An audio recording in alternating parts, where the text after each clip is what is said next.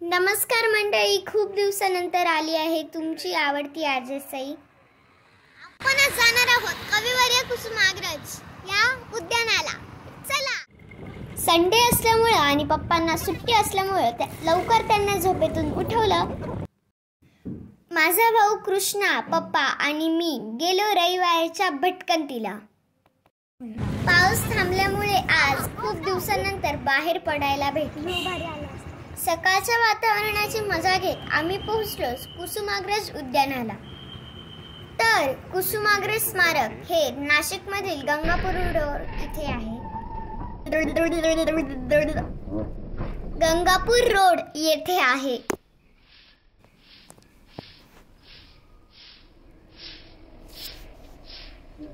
संपूर्ण जमिनीखाली व कदंब वृक्षांमध्ये दडलेले हे स्मारक हिरवळ व फुले झाडांनी आच्छादित असल्याने लगतच्या रस्त्यावरून प्रथमदर्शनी लक्षात येत नाही. उंच सखल भागाचा उपयोग खळखळाट झरा, शांत जलाशय, पायवाटेचे दोहे बाजूस असलेले दगडी कट्टे, दोन्ही बाजूस बगीच्यांना साधणारे पूल, वाटेवरील कमानी आणि कौलारू छताचे प्रवेशद्वार असा काव्यात्मक अनुभव देणारे हे स्मारक आहे. विस्तीर्ण तुळस, हळद अशा वेगवेगळ्या प्रकारच्या वनस्पती येथे तुम्हाला बघायला मिळतील.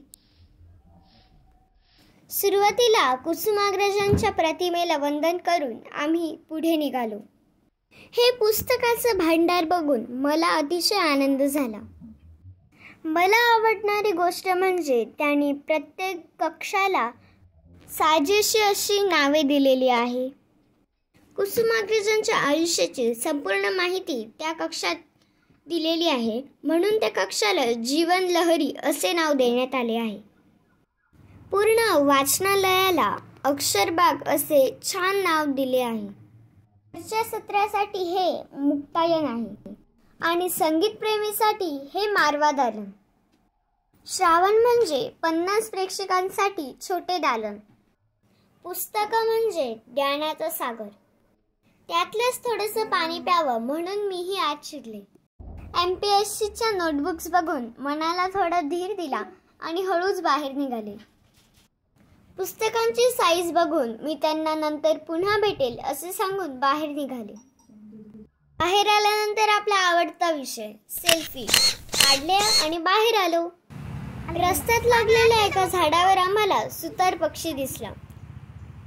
कॅमेऱ्याचा झूम खेचून फोटो काढण्याचा प्रयत्न केला, पण तो निष्फळ ठरला. थोडीशी झलक मिळाली आणि आम्ही तिथून निघायचं ठरवलं.